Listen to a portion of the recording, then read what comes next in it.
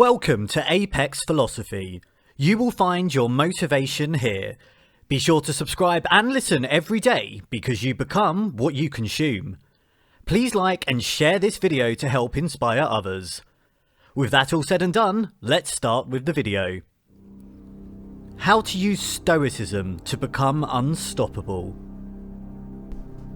There once lived a wealthy merchant named Zeno from the city of Cyprus. During the year 300 BC, he was on a journey over the sea with all his cargo and his entire fortune. It was a big risk, and then the worst happened. Mother Nature struck and sunk his boatload and his entire cargo, taking him from a rich merchant to dead broke overnight. If you were in Zeno's situation, your entire fortune and life's work pulled to the bottom of the sea by Mother Nature, leaving you broke all of a sudden, how would you feel or react to this? What is the right reaction? Furious? Sad? Would you feel bitter about life? These are normal reactions for most people, but for Zeno, the father of Stoicism, these weren't options. Instead, Zeno reframed his situation using Stoicism so that he didn't have to suffer emotionally as well as financially. See, Stoicism is about acceptance and indifference. Being inspired by the works of Socrates and other great philosophers, Zeno created and taught Stoicism. According to Zeno's teachings, we have zero or little influence over what happens to us, but we are 100% capable of controlling how we react to things, and that it is up to us to take that control. In Zeno's situation, rather than crying over spilled milk, aka his sunken goods and fortune, despite his predicament, Zeno maintained his composure and remained calm and neutral over the situation. Wisdom, courage, temperance, and justice are the four cardinal virtues of Stoicism. Wisdom is the ability to control or choose our reactions during complex situations, and the ability to contrast between internal and external forces. Viktor Frankl said, "Between stimulus and response, there is a space. In that space is our power to choose our response." Courage means going through and overcoming daily challenges with bravery and integrity. Temperance is a practice of self-restraint, self-control, and moderation over all aspects of life. Let's say for Stoics, money or wealth should be limited to what is essential, or having what is enough to sustain oneself.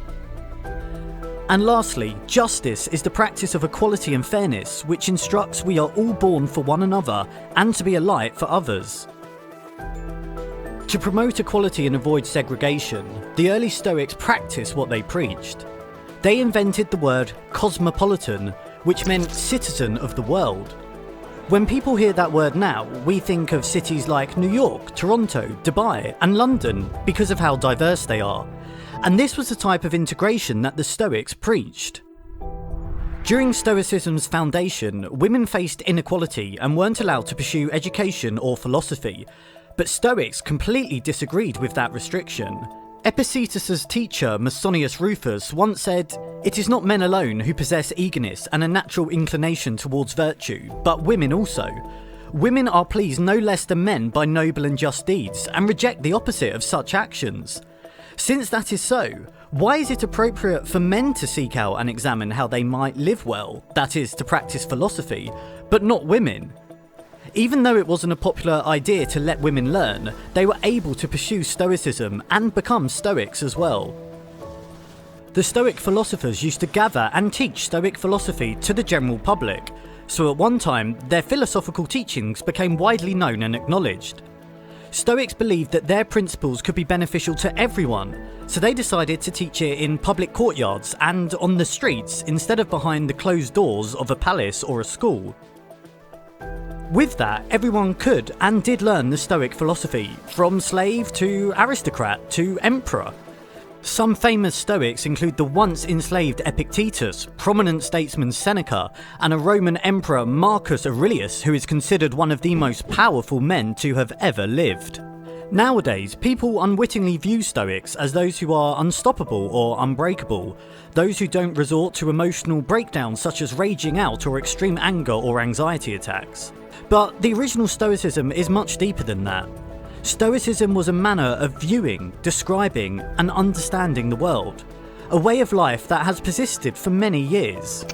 Stoic philosophy is just as applicable today as it was in ancient times. It is also just as impactful and beneficial as ever.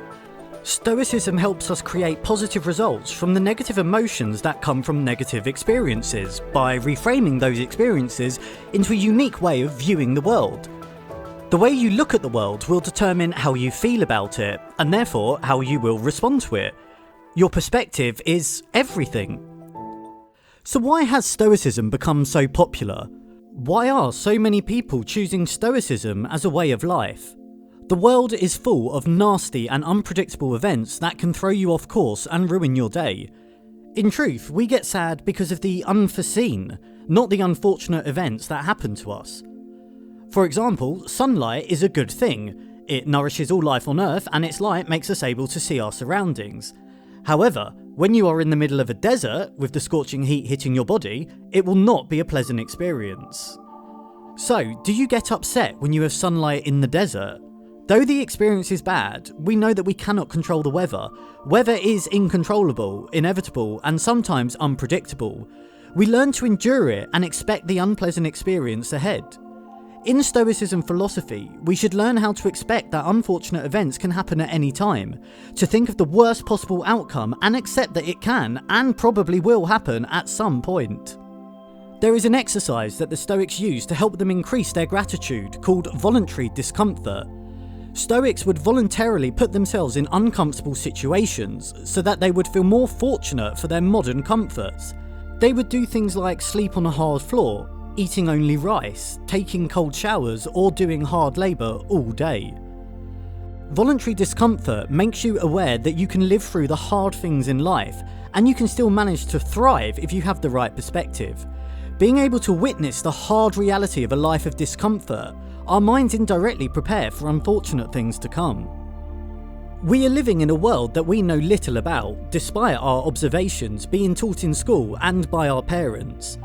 The problem is most of these sources are external, and many of them have their own agendas, which will influence what you are being taught. And many times they will lead you astray or set unrealistic expectations. Tell me you haven't heard phrases like these. If you go to college and get a job, you'll live happily ever after. Find a good girl and get married. You should be a doctor or a lawyer. Ask yourself this: do you need to learn this? Is this really good advice, or is it just what they've been told? Has it worked for them? Living your life for others is not the way to live. You should instead look inward. Discover yourself and what you truly want. Work on learning and improving the skills your soul calls you to. Live for yourself and no one else, and live without expectation of some secondary result. If I do this, then this will happen. That is where the disappointment lies. See each result as a gift or a lesson learned. In the modern world, where advertisements are constantly being thrown in our faces showcasing the next thing as the only way to the good life, we are made to believe that if we don't have the newest, most exciting stuff, the newest fashion or financial independence, that we will never be happy. We need the message of Stoicism. It is more important now than ever before. Oftentimes, we attempt to fill our emptiness inside with external things, buying expensive cars or fancy homes, or blowing money at the casino, or even starting a family. We think those things will satisfy, but they only provide short-term pleasure, not long-term happiness. However, Stoicism says that if you live your life this way, you are essentially placing your happiness in the hands of external forces which will one day let you down. Let's take a look. Cars can break down, houses can easily be damaged by natural disasters, you can lose all your money while gambling, and divorce rates have never been higher. Even free things come at a cost, specifically the cost of physical or mental space. Seneca once wrote, "Learning to live with less will create space in your life for the things that truly matter to you." We must place our contentment or happiness on our intrinsic value as humans, and not on our things or income. Living with less will release you from the societal restraint you've effectively placed on yourself. For a true Stoic, one mustn't look upon their success based on financial success. You may think that you can buy anything and live a comfortable life, but in fact, one can also live a comfortable life without a bunch of money and things. The Stoics believed in keeping calm and cool-headed through all of life's ups and downs, no matter what it throws at you. Because whether we like it or not, we do not have control over most things, but we have complete control of how we react to those things. Dichotomy of control is one of the most crucial principles in Stoic philosophy. Epictetus once said, "The chief task in life is simply this, to identify and separate matters so that I can say clearly to myself which are externals not under my control, and which have to do with the choices I actually control."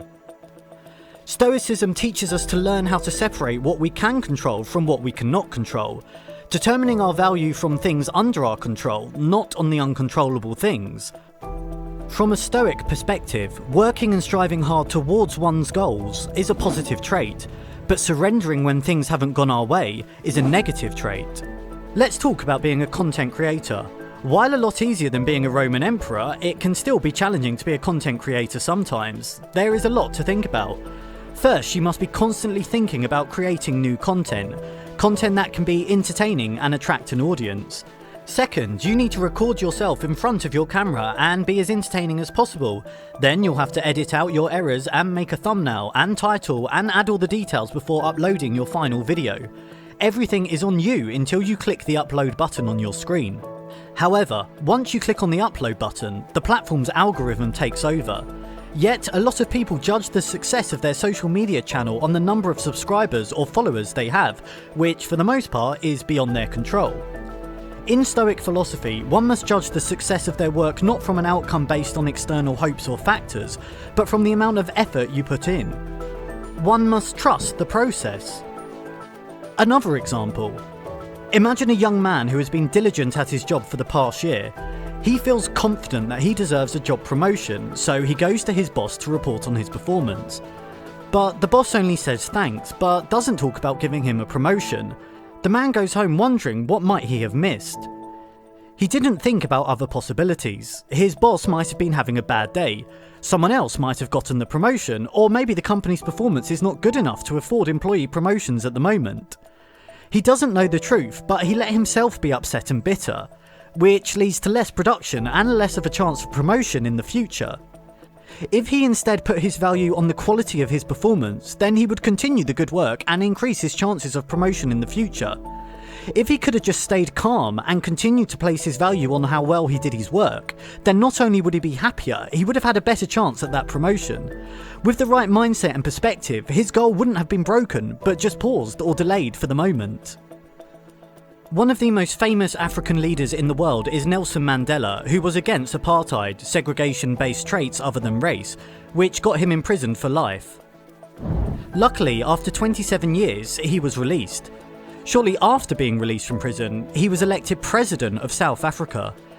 As a result, many people worried that he would brutally punish those that imprisoned him, but he did not. Instead, Nelson advocated for the opposite. He asked his people to relax and rebuild. He declared that the past was beyond their control and the best thing they can do was move forward and build a better and safer nation. See, during his time in prison, Nelson Mandela spent his time reading the works of Marcus Aurelius, where he learned the teachings and cardinal values of Stoicism, which he practiced for the rest of his life. Even in the worst of times, Stoicism can help us find happiness and contentness. Stoicism teaches us that to experience happiness, we must practice self-worth, self-restraint, and self-control. Stop getting attached to non-essential, uncontrollable, and external things, so that we can see the value of the things we can control. Overall, we can control our direction towards a productive, happier, and worthwhile life. Stoicism teaches us to see beautiful things in a disaster, to approach turbulent times in a calm and peaceful manner, to remember that this too shall pass, to focus on what you can control, to be at peace with a life well lived, to avoid expectations, to hope for the best, but expect the worst, and much more. Thank you for listening. Comment below where you think Stoicism has helped you or could help you in the future. Don't forget to like the video and subscribe, and we'll see you next time.